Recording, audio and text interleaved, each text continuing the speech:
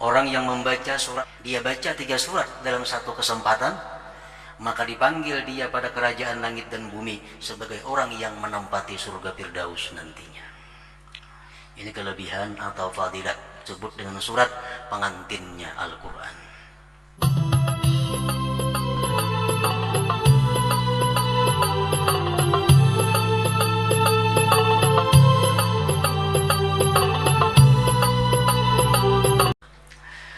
Dan juga salawat dan salam kepada baginda kita, junjungan kita Nabi besar Muhammad sallallahu alaihi wasallam, dan kepada seluruh keluarga, para sahabat, zuriat dan para pengikut beliau.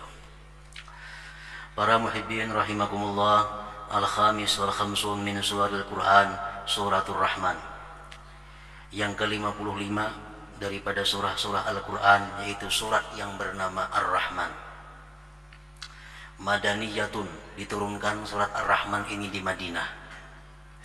Wa ayatuha, ayat-ayatnya berjumlah 78.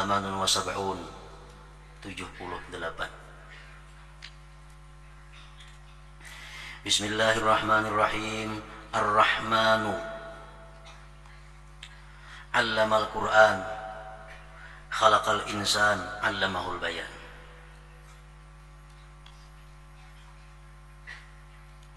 Ar-Rahman, dialah Tuhan yang maha pengasih lagi penyayang. Allamal Quran, dialah Ar-Rahman yang mengajarkan kepada kita Al-Quran. Khalaqal insan, dan dialah Ar-Rahman yang telah menciptakan manusia. Menurut sebagian ulama tafsir, yang dimaksud dengan insan di sini adalah Nabi Adam alaihissalam. Allamahul bayan, dialah Ar-Rahman yang mengajarkan kepada insan, kepada Nabi Adam tadi akan keterangan. Nabi Adam diberi pelajaran oleh Allah Subhanahu wa taala tentang nama segala sesuatu. Sehingga apapun Nabi Adam tahu namanya. Dan disebutkan bahwa Nabi Adam itu diberi Allah pelajaran sehingga beliau mampu berbahasa dengan 700 macam bahasa. Allamahul bayan.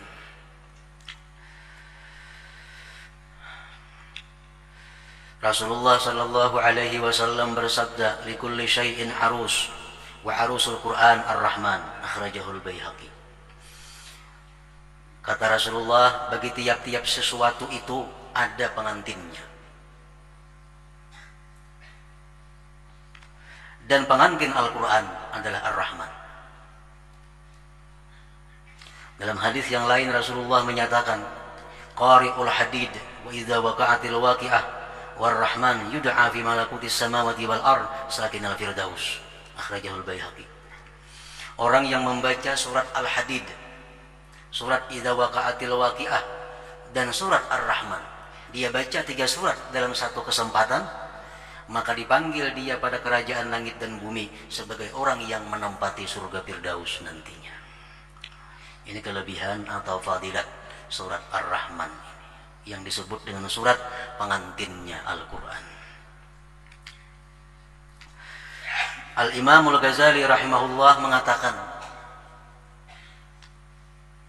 Ar-Rahman, kita mengartikan biasa Ar-Rahman itu dengan maha pengasih, maha penyayang. Karena hanya itulah kata-kata yang kita mampu mengucapkannya. Padahal Ar-Rahman itu mempunyai makna yang sangat luas tentang bagaimana kasih sayang Allah Subhanahu wa taala kepada hamba-hambanya. Imam Ghazali mengatakan Ar-Rahman huwal atuf 'alal ibad bil ijad awalan wa bil hidayati ilal iman wa asbabis sa'adati tsaniyah wa bil is'adi fil akhirah tsalisa wa bin nazar ila wajhil karim rabi'ah. Ar-Rahman itu, kata Imam Ghazali, adalah artinya Tuhan yang maha pengasih penyayang atas hamba-hambanya. Di mana kasih sayang Allah kepada kita? Pertama, dengan diciptakannya kita. Allah menciptakan hamba-hambanya ini dengan penuh kasih dan sayang. Yang kedua, dengan memberikan petunjuk iman dan sebab-sebab keberuntungan. Kita tahu dengan rukun Islam, tahu dengan rukun iman, tahu tentang segala macam sebab-sebab keberuntungan. Allah berikan petunjuk kepada kita dengan kasih sayangnya. Wabil is'ad fil akhirati tsalisa, dan dengan dijadikannya kita orang yang beruntung nanti di akhirat, itu yang ketiga. Yang keempat, dan dengan memandang kepada zatnya yang mulia di dalam surga nanti. Itulah Ar-Rahman, kasih sayang Allah. Manusia yang diciptakannya dari tiada kepada ada, kemudian diberinya hidayah beriman, dan sebab-sebab kebahagiaan, keberuntungan, dijadikannya beruntung nanti di akhirat masuk surga dan memandang kepada zat Allah Subhanahu wa taala. Itulah semuanya Ar-Rahman.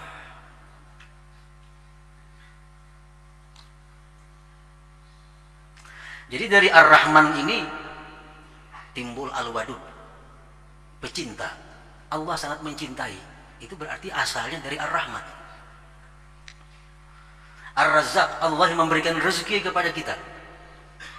Allah memberikan rezeki kepada kita karena asalnya memang Allah itu Ar-Rahman, pengasih, penyayang. Dari Ar-Rahman timbul Al-Ghaffar, yang maha pengampun. Karena dia maha penyayang, diampuninya hamba-hamba yang berbuat salah. Al-Afu, Allah maha pemaaf. Pemaaf pun timbul daripada Ar-Rahman, kasih dan sayang. At-Tawwab, maha menerima tubat. Itu pun timbul daripada nama Ar-Rahman juga. Al-Latif, yang maha lembut. Al-Mu'in, yang maha menolong. Sangat banyak yang timbulnya daripada Ar-Rahman ini. Ar-Rahman ismul khas bihi ta'ala la yusamma bihi makhluk. Ar-Rahman itu nama yang khusus hanya bagi Allah Ta'ala. Tidak boleh diberi nama dengan Ar-Rahman siapa jua pun daripada selain Allah Subhanahu wa Ta'ala. Baik itu manusia, baik itu masjid, baik itu madrasah, baik itu toko, baik itu warung, haram menamai dengan Ar-Rahman. Wajib diganti. Karena Ar-Rahman ini jangankan manusia biasa, Rasulullah pun tidak diberi Allah Ar-Rahman. Padahal bukan main Rasulullah kasih sayangnya kepada umatnya. Orang yang meludahi sidin dibalas dengan senyum. Orang yang melimpar batu kepada sidin didoakan agar diampuni dosanya, diberi hidayah oleh Allah. Orang yang berbuat jahat dibalas dengan baik. Bagaimana sayangnya Rasulullah kepada umatnya? Hanya diberi Allah Ar-Rahim, tidak Ar-Rahman. Nah, Ar-Rahman ini nama yang sangat luar biasa, yang hanya milik Allah semata. Al-Imam Fakhrul Razi mengatakan Ar-Rahman huwal mun'im bima la yatasawwaru suduru jinsihi minal ibad. Ar-Rahman itu adalah zat Tuhan yang memberikan nikmat dengan sesuatu yang tidak terupa timbul jenis nikmat itu daripada hamba. Allah atau Ar-Rahman sama. Ud'ullah awid Ar-Rahman, kata Allah. Sembah Allah atau Ar-Rahman. Jadi Imam Fakhrul Razi mengatakan bahwa Ar-Rahman itu adalah Tuhan yang memberikan nikmat, yang mana tidak dimungkinkan manusia bisa memberikan nikmat seperti itu. Ar-Rahman.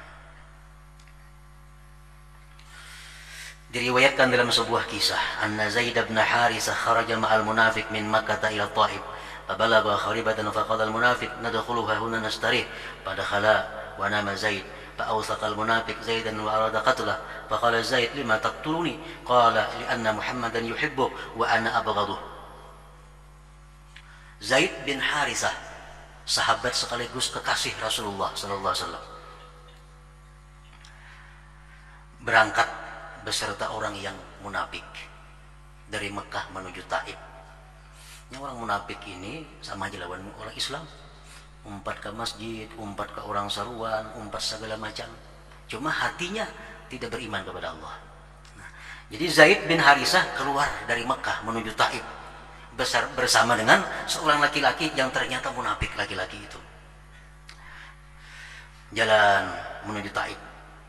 Di tengah jalan ada satu tempat yang kosong. Bangunan yang hampir rubuh dan tidak penghuninya. Ujar si munafik tadi, wahai Zaid, kita masukkan ke rumah tuh, kita istirahat dulu. Masukkan keduanya. Taguringan si Zaid.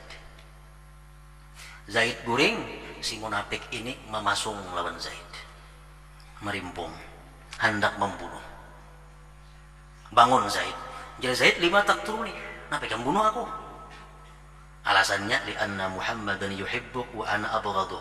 Kami orang yang dicintai Muhammad, sedangkan aku benci kepada Muhammad. Itu alasannya. Faqala Zaid berkata, ya Rahman agisni.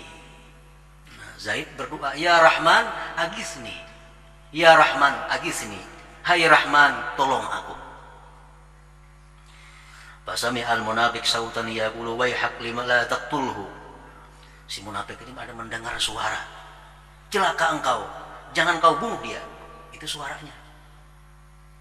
Fa kharaja min al-kharibah wa nadhara falam yara ahada. Keluar si munafik dari rumah tadi, lihati, ada orangnya. Bulik pulang untuk membunuh pulang. Ada pulang suara la taqtulhu, jangan kau bunuh. Kontrol pulang di luar, kan ada orangnya pulang. Para ja'at thalisah, nang ketiga kali ini kubunuh Yunin lah awal lagi. Wa arada qatlah, fasami asautan qariba, ada suara yang sangat dekat. La taqtulhu, jangan kamu bunuh. Fakharaja, maka keluar si munafik tadi. Para abarisan melihat di luar rumah ada laki-laki menunggang kuda. Ma'ahu rumhun, serta laki-laki itu ada tumbak. Fadharabahul faris darbatan faqatalah. Dipukulnya oleh yang berkuda tadi, si munafik tadi. Akhirnya munafik mati situ saya ini. Wadakhala al-kharibah, masuk nang berkuda tadi ke dalam rumah nang kosong itu. Wahalla bisaka Zaid, dia lepaskan pasungan Zaid tadi. Waqala, berkata dia, ama ta'rifuni, engkau tahukah aku siapa wahai Zaid? Ana Jibril, aku adalah Jibril. Nah, ini bagian daripada rahman. Siapapun saat itu kada akan bisa menolong Zaid daripada kematian. Bepasong sudah, pedangnya siap, manusia kada ada. Nang dihubungi siapa kada ada. Cuma Zaid mengatakan, ya Rahman, agisni. Sesuai dengan perkataan Al-Imam Fakhrul Razi tadi, bahwa Ar-Rahman itu adalah orang yang memberikan sesuatu, baik itu pertolongan yang kada mungkin bisa dilaksanakan oleh seorang manusia. Dikisahkan lagi tentang Ar-Rahman ini. Nabi Isa alaihissalam lewat di satu pekuburan. Lewat. Ada salah satu kubur yang dipenuhi dengan malaikat azab. Disiksa orang dalam kubur itu. Nabi Isa terus jalan. Beberapa lama kemudian waktu, Nabi Isa bulik melalui pulang kubur tadi. Namun berganti penuh dengan malaikat rahmat. Para anehnya jadi Nabi Isa di sini orang berpukulan dalam kubur.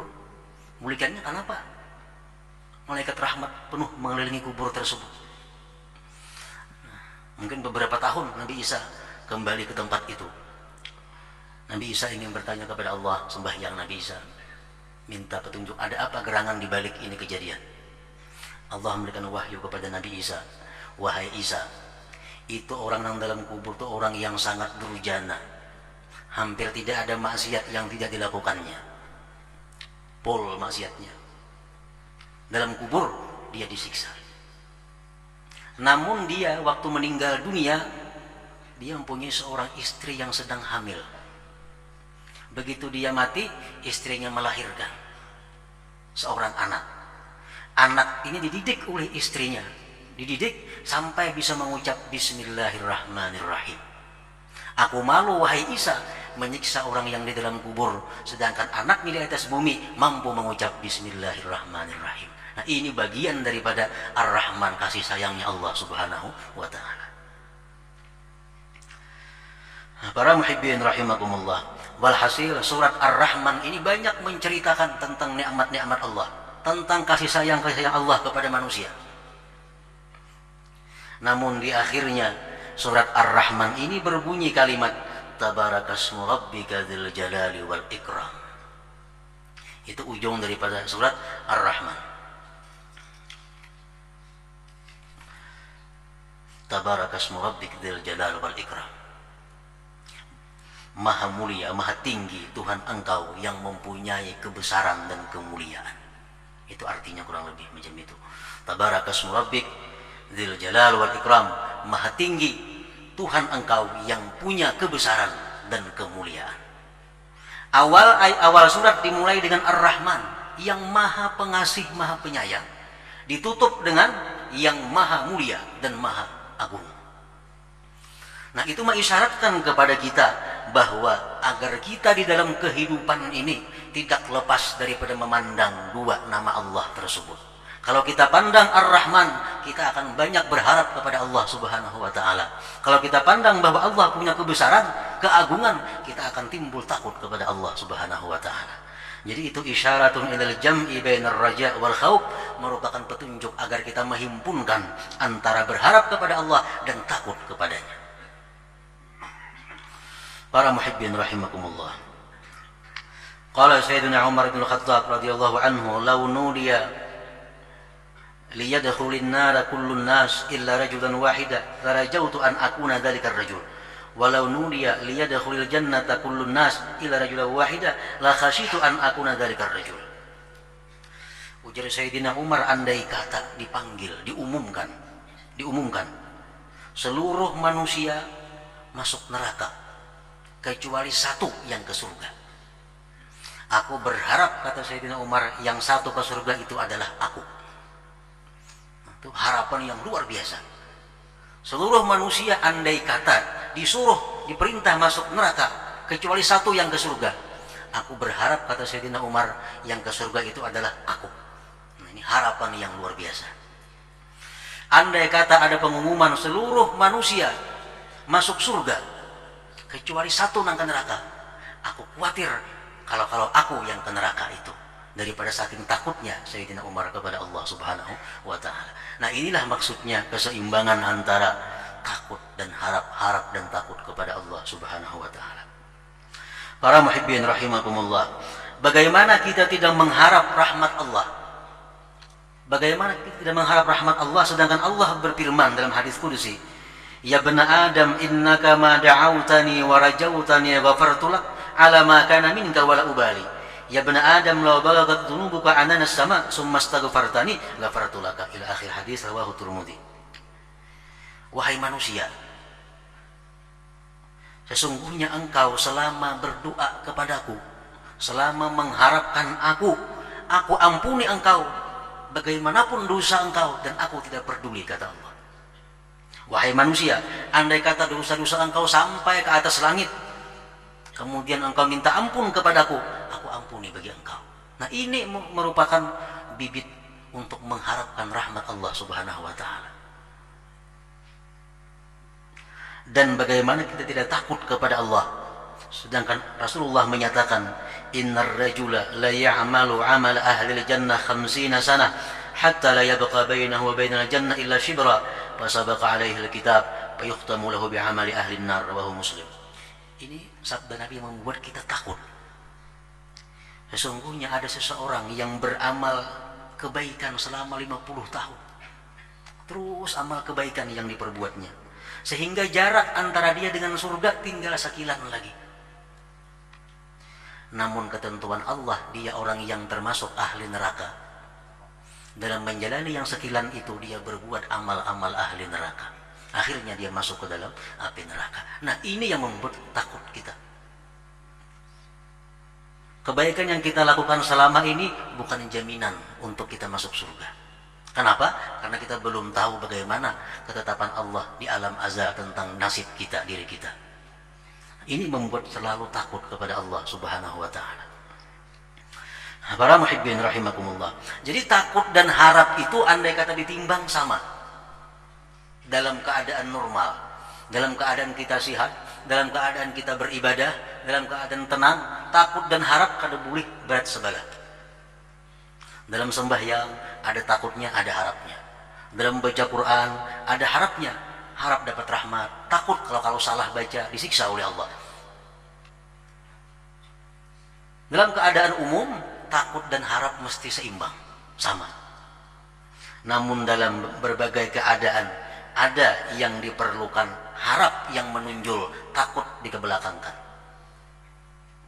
Dalam kadang-kadang keadaan ada harap kita memajukan, khauf kita mundurkan. Dalam keadaan apa? Ketika kita hendak beribadah kepada Allah. Nah, kalau kita hendak beribadah, kita hendak bangun malam, kita hendak sembahyang tahajud, di situ yang kita majukan adalah mengharap rahmat Allah. Aku sembahyang tahajud, mudahan dapat anugerah Allah. Aku sembahyang ini, mudahan aku dapat pertolongan Allah.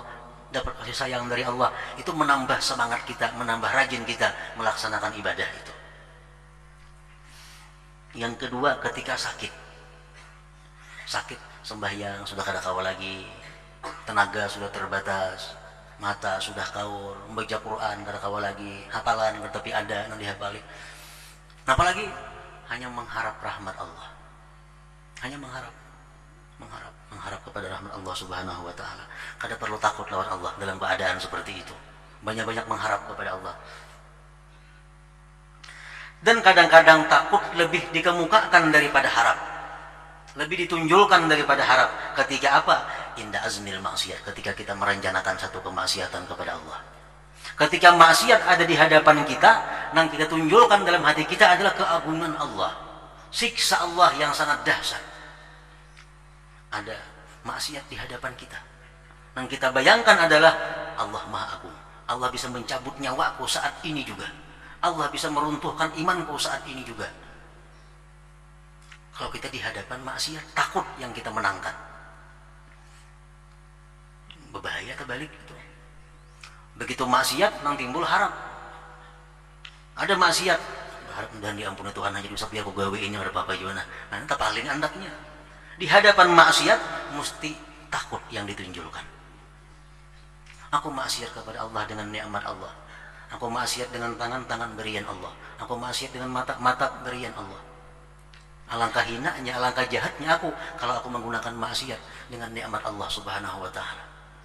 Allah mengancam, wala in kafartum inna adzabi lasyadid. Jikalau kamu tidak mensyukuri nikmat, artinya menggunakan nikmatku dalam maksiat, azabku sangat pedih. Nah, kita bayangkan segala hal-hal yang menakutkan dari Allah. Sehingga kita mundur daripada maksiat itu. Nah, ini ketika berhadapan dengan maksiat. Yang kedua, harap dikebelakangkan, takut dimajukan ketika kita malas menjunjung perintah Allah. Malas menjunjung perintah Allah, malas menjunjung keparduan. Sibuk-sibuk pekerjaan, waktu sembahyang anak habis. Nah, ini mau kita rusakkan pekerjaan ini, habis zuhur, bang orang asar. Nah, di saat itu kita disuruh ingat bagaimana ancaman Allah kepada orang yang melalaikan sembahyang. Fawailul lil musallin, neraka bagi orang yang sembahyang. Alladzina hum an salatihim sahun, yang mereka lalai daripada sembahyangnya. Nah, karena kita malas, karena kita berat untuk menjunjung perintah Allah, kita hadirkan ancaman-ancaman Allah bagi orang yang tidak melakukan keparduan-keparduannya. Nah, para muhibbin rahimakumullah. Jadi surat Ar-Rahman yang mana merupakan surat yang dinamakan Rasulullah adalah pengantinnya Al-Quran. Surat ini sangat banyak mengandung berbagai macam arahan, berbagai macam petunjuk dari Allah Subhanahu wa taala, yang intinya adalah agar kita selalu bisa menyatukan dalam diri kita